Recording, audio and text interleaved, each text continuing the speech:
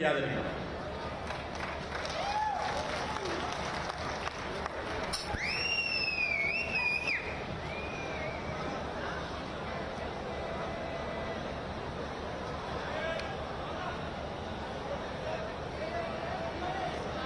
भारतीय Janata party state president government of India के minister Shri G Kishan Reddy garu, Huzurabad से MLA, farmer finance minister, farmer health minister और election management committee के chairman Shri Etela Rajender garu, state general secretary Shri Premender Reddy garu, district president Karimnagar Shri Krishna Reddy garu, district president और Shrimati Rao Padma, Shrimati Yamuna Reddy. Brothers and sisters, I will deliver my speech in Hindi and that will be translated by Shri Premendra गारू। मैं हिंदी में बोलूंगा, तेलुगु में उसका translation Premendra गारू के द्वारा किया जाएगा। వేదిక పైన ఉన్న యొక్క పెద్దల్ని సంబోధిస్తూ వారి వారి యొక్క ఉపన్యాసాన్ని ప్రారంభించారు। मेरे बहनों भाइयों, मैं तेलंगाना की कई सार्वजनिक सभाओं को संबोधित कर चुका हूं। आज जब इस तेलंगाना की सार्वजनिक सभा को संबोधित करने के लिए आप सबके बीच आया हूं और जो भीड़ मैंने यहां पर देखी है, मैं कह सकता हूं कि तेलंगाना में भारतीय जनता पार्टी का टेम्पो इस समय बहुत हाई है। मैं చాలా రోజుల నుంచి తెలంగాణలో ప్రచార సభల్లో పాల్గొంటున్నాను। ఈ రోజు ఈ సభ చూస్తుంటే ఇక్కడ ఉన్న యొక్క భారతీయ జనతా పార్టీకి ఉన్న యొక్క చైతన్యం స్పష్టంగా కనిపిస్తున్నది। मैं तेलंगाना को अच्छी तरह जानता हूं। तेलंगाना यह पुरुषार्थ की धरती है, यह पराक्रम की धरती है। तेलंगाना में प्राचीनता और आध्यात्म और आधुनिकता दोनों का एक अद्भुत संगम है और यहाँ की कला, यहाँ का कौशल, यहाँ का कारीगरी भारत में ही नहीं बल्कि सारी दुनिया में जानी जाती है। తెలంగాణ వీరులను కన్న యొక్క గడ్డ, వీర వనితలను కన్న గడ్డ। ఇక్కడ నైపుణ్యతకు కానీ మరి వారి యొక్క మరి పనితీరుకు కానీ ఏ మాత్రం తీసిపోని యొక్క ప్రాంతం ఈ యొక్క తెలంగాణ ప్రాంతం।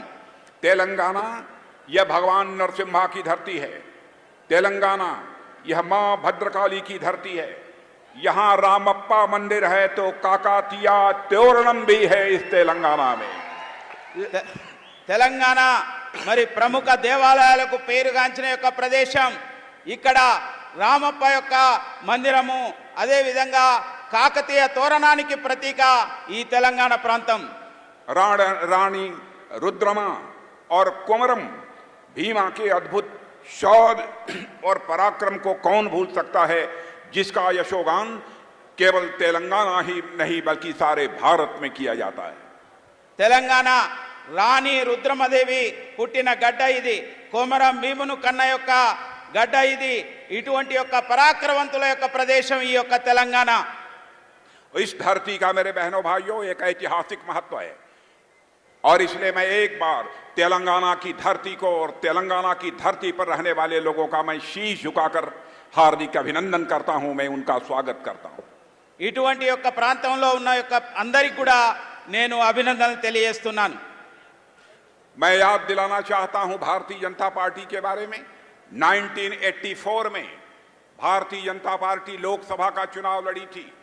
लोकसभा के चुनाव में भारतीय जनता पार्टी को जब केवल 2 सीटों पर विजय हासिल हुई थी, तो एक सीट जहां पर विजय हासिल हुई थी वह गुजरात था और दूसरी सीट जहां पर भारतीय जनता पार्टी को 1984 में विजय हासिल हुई थी वह तेलंगाना था, जहां पर जंगा रेड्डी ने विजय हासिल की थी। నేను ఒక విషయాన్ని గుర్తు చేయదలుచుకున్నాను। 1984లో దేశంలో భారతీయ జనతా పార్టీ కేవలం 2 పార్లమెంటు స్థానాలు మాత్రమే గెలుచుకున్నది। అందులో ఒకటి గుజరాత్ నుంచి, రెండోది ఈ యొక్క తెలంగాణ ప్రాంతంలో ఈ ప్రాంతంలో జంగారెడ్డి గారిని గెలుచుకున్నది। और भारतीय जनता पार्टी ने ऐसा काम किया कि आप देख रहे हैं 27 ईयर्स 27 वर्षों से लगातार गुजरात में यह सरकार बन रही है बहनों भाइयों। मगर मैं कहना चाहता हूं, आज विकास का मॉडल सारे हिंदुस्तान में यदि कोई राज्य माना जाता है तो वह गुजरात माना जाता है। కానీ ఆ తర్వాత గుజరాత్లో ఏ విధంగా అభివృద్ధి కార్యక్రమం మొదలైంది, గత 27 సంవత్సరాల నుంచి భారతీయ జనతా పార్టీ గెలుస్తూ వస్తున్నది। దేశంలో ఇవాళ అభివృద్ధికి ప్రతీక అంటే గుజరాత్ రాష్ట్రం అని చెప్పుకోవాల్సి వస్తున్నది। यदि तेलंगाना में हैदराबाद को आप छोड़ दें तो शायद ही कहीं पर जैसा विकास इन 9-10 वर्षों में बीआरएस को करना चाहिए था, केसीआर को करना चाहिए था, उन्होंने किया हो। कहीं पर कोई विकास नहीं हुआ है।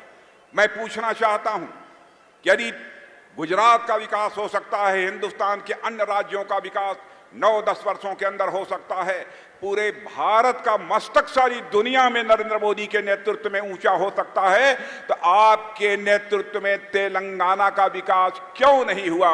इस सवाल का जवाब तेलंगाना की जनता चाहती है। పూర్తిగా దేశమంతా కూడా అభివృద్ధి చెందుతున్నది। కేవలం గుజరాతే కాదు, దేశంలో అనేక ప్రదేశాలు అభివృద్ధి చెందుతున్నాయి।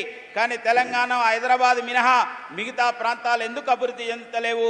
ఇవాళ ఇక్కడ కూడా అభివృద్ధి జరగవలసిన యొక్క అవసరం ఉన్నది। और मैं केसीआर जी से कहना चाहता हूं, तेलंगाना राज्य बनाने की लड़ाई केवल आपने अकेले नहीं लड़ी है। तेलंगाना राज्य बनाने की लड़ाई भारतीय जनता पार्टी ने लड़ी है। और मुझे यदि क्रेडिट देनी हो, श्रेय देना हो किसी को, तो तेलंगाना राज्य बनाने का श्रेय, क्रेडिट मैं देना चाहता हूं तो तेलंगाना राज्य की जनता को देना चाहता हूं मेरे बहनों भाइयों। తెలంగాణ యొక్క అభివృద్ధి కోసం భారతీయ జనతా పార్టీ కట్టుబడి ఉన్నది। कांग्रेस तो मजबूर होकर जनता के दबाव में उसको तेलंगाना बनाना पड़ा था। और मैं कह सकता हूं, तेलंगाना राज्य तो बनाया है और आज भी आंध्र प्रदेश से जुड़े हुए बहुत सारे ऐसे मुद्दे हैं जिनका हल निकलना चाहिए था, जिनका समाधान निकलना चाहिए था, वह समाधान नहीं निकल पाया, क्योंकि कांग्रेस ने इसमें इतनी गड़बड़ियां कर दी थी कि बहुत सारे तेलंगाना से जुड़े हुए मुद्दों का आज तक समाधान नहीं हो पाया। ఆంధ్రప్రదేశ్లో కానీ తెలంగాణలో కానీ అనేక సమస్యలకు పరిష్కారం కనుగొనడంలో కాంగ్రెస్ వైఫల్యం చెందింది। कर नहीं पा रहे ठीक है। और मैं याद दिलाना चाहता हूं, हम लोगों ने भी, आदरणीय अटल बिहारी वाजपेयी भारत के प्रधानमंत्री थे, उनके रहते हुए 3 स्टेट्स बनाए थे, उत्तराखंड, झारखंड और छत्तीसगढ़। कोई जाकर देख सकता है, उत्तराखंड, झारखंड, छत्तीसगढ़ में आज कोई परेशानी नहीं है, बल्कि इन तीनों राज्यों का तेजी के साथ विकास हो रहा है। వాజ్పేయి గారి ప్రభుత్వంలో దేశంలో 3 రాష్ట్రాలు ఏర్పాటు చేయడం జరిగింది। ఉత్తరాఖండ్, అదే విధంగా జార్ఖండ్, ఛత్తీస్గఢ్, అన్ని చోట్ల కూడా ఇవాళ అభివృద్ధి అనేది కొనసాగుతున్నది। केसीआर जी, मैं आपसे पूछना चाहता हूं, क्या हो गया है आपको? तेलंगाना की राज्य की जनता ने लगातार आपको 2 बार आपकी सरकार बनाई है, 9 वर्ष का समय गुजर गया है, क्यों नहीं तेलंगाना का विकास हो पाया है? तेलंगाना की जनता इस सवाल का जवाब चाहती है। तेलंगाना को डेवलपमेंट का पोटेंशियल तेलंगाना के लोगों के अंदर है। तेलंगाना के लोग परिश्रम करने वाले हैं, हार्ड वर्क करने वाले हैं, स्किल है, कुशलता है, गुणवत्ता है, सब कुछ कर सकते हैं। फिर भी केसीआर जी, मैं इस सवाल का जवाब चाहता हूं, क्यों नहीं तेलंगाना राज्य का विकास हो पाया? यह हिंदुस्तान की जनता इस सवाल का आपसे जवाब चाहती है। కానీ తెలంగాణలో గత 2 సార్లు కూడా అధికారంలోకి వచ్చిన ఈ యొక్క ప్రభుత్వం ఎందుకు ఇక్కడ అభివృద్ధి జరుగుతలేదని చెప్పి వాళ్ళ ప్రజలు ప్రశ్నిస్తున్నారు। తెలంగాణలో ఎంతో కష్టపడే యొక్క ప్రజలు ఉన్నారు, మరి నైపుణ్యత ఉన్న వాళ్ళు ఉన్నారు, అన్ని రకాల యొక్క తెలివితేటలు ఉన్న వాళ్ళు ఉన్నారు, కానీ ఎందుకు ఇక్కడ మరి దేశవ్యాప్తంగా జరుగుతున్న యొక్క అభివృద్ధి ఇక్కడ ఎందుకు జరుగుతలేదనే యొక్క ప్రశ్న ఇవాళ ఉదయిస్తున్నది। मेरे बहनों भाइयों, 10 वर्षों में तेलंगाना का विकास न केवल लिमिटेड रहा है, बल्कि प्राइवेट लिमिटेड बनकर रह गया है। సోదరిమణులారా, తెలంగాణ అభివృద్ధి కేవలం కొద్ది మందికి ఒక ప్రైవేట్ లిమిటెడ్ కంపెనీ లాగా కొద్ది మంది ఒక కుటుంబానికి మాత్రమే పరిమితం అయిపోయినది। बराबर यहां पर केसीआर जी, आपकी फैमिली का, आपके परिवार का हस्तक्षेप, इंटरफेरेंस, यह बराबर रहता है। क्यों यह रहता है? मैं जानना चाहता हूं, जनता ने आपको मुख्यमंत्री बनाया था, आपके परिवार को मुख्यमंत्री नहीं बनाया था। मैं परिवार के किसी सदस्य के ऊपर आरोप नहीं लगाना चाहता। आपके बेटे बेटी, हम सब लोगों के बेटी बेटी हैं, सभी का हम सम्मान करना चाहते हैं। लेकिन सरकार आपको चलानी थी, पूरा परिवार ही सरकार चला रहा है। तेलंगाना की जनता की उपेक्षा हो रही है। ప్రజలు మీకు అధికారం ఇచ్చారు, కానీ మీ కుటుంబానికి ఇవ్వలేదు. కానీ ఇవాళ జరుగుతున్నది ఏమిటి? మొత్తం మీ కుటుంబంలో ఉన్న మీ యొక్క కొడుకు కావచ్చు, మిగతా బంధువులు కావచ్చు, కూతురు కావచ్చు, ఇవాళ అందరు కలిసి కూడా అధికారాన్ని చెలాయిస్తున్నారు. और केसीआर की हुकूमत में एब्यूज ऑफ पावर, यानी सत्ता का दुरुपयोग हो रहा है और साथ ही साथ करप्शन तेजी के साथ बढ़ रहा है। केसीआर जी, आप ये कहते हैं कि हमारे यहां कोई करप्शन नहीं है, लेकिन मैं कहना चाहता हूं कि आज आपके परिवार के करप्शन की चर्चा केवल तेलंगाना तक, हैदराबाद तक ही सीमित नहीं है, बल्कि उसकी चर्चा दिल्ली तक पहुंच गई है। और केसीआर जी, आप भी सच्चाई को जानते हैं, बिना आग के धुआं नहीं उठता है। ఈ రోజున మీ యొక్క అధికార దుర్వినియోగం కారణంగా, మీరు ఉపయోగిస్తున్న అధికారం కారణంగా ఇవాళ ఈ రాష్ట్రంలో మీ యొక్క ప్రభుత్వం మొత్తం కూడా అవినీతిమయమైపోయింది. మీ కుటుంబం యొక్క అవినీతి కేవలం తెలంగాణ ప్రజలే కాదు, దేశం మొత్తం కూడా చర్చిస్తున్నది.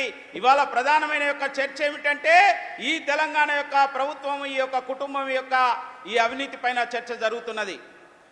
KCR ji, without fire there is no smoke. KCR garu అధికారం లేకపోతే ఉండలేరు వారు. तेलंगाना की जनता आपसे जानना चाहती है और चाहती है कि स्टेट फर्स्ट, हमारा लक्ष्य होना चाहिए कि राज्य पहले, स्टेट फर्स्ट। लेकिन केसीआर जी कहते हैं स्टेट फर्स्ट नहीं, फैमिली फर्स्ट। ఇవాళ తెలంగాణ ప్రజలు కోరుకుంటున్నారు రాష్ట్రం మొదటి స్థానంలో ఉండాలని. కానీ రాష్ట్రం దేంట్లో మొదటి స్థానంలో ఉంది? కేవలం కేసీఆర్ కుటుంబం మాత్రమే మొదటి స్థానంలో ఉంది. मेरे दोस्तों, फैमिली का होना कोई बुरी बात नहीं है, लेकिन पूरा प्रदेश ओनली फैमिली, केवल परिवार के हवाले कर दिया जाए, यह किसी और को मंजूर हो सकता है, लेकिन भारतीय जनता पार्टी और तेलंगाना की जनता को किसी भी सूरत में मंजूर नहीं हो सकता।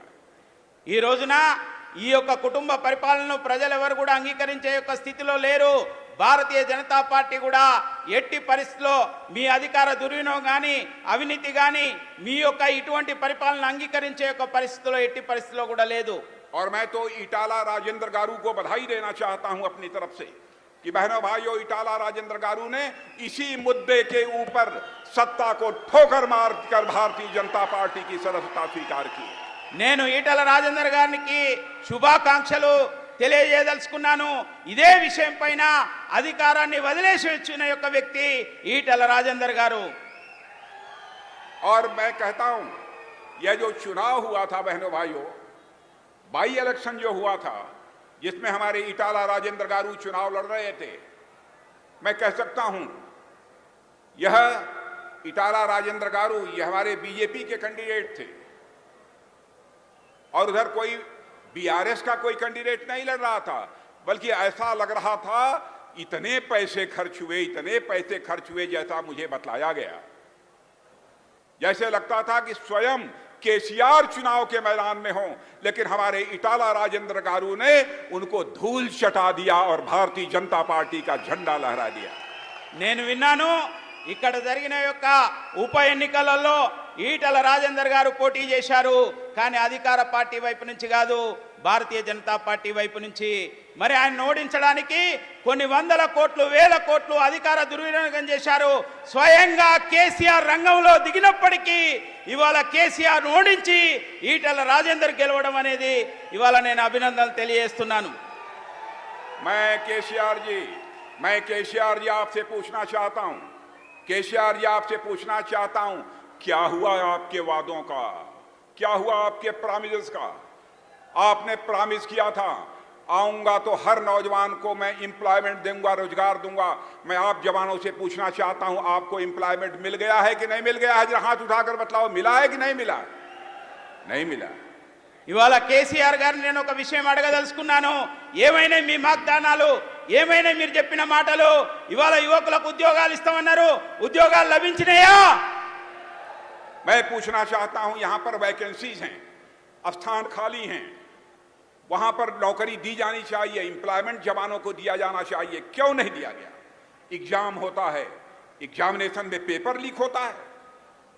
यह आपके प्रशासन की नाकामी है, आपके शासन की नाकामी है, आपके शासन और प्रशासन की गलती है।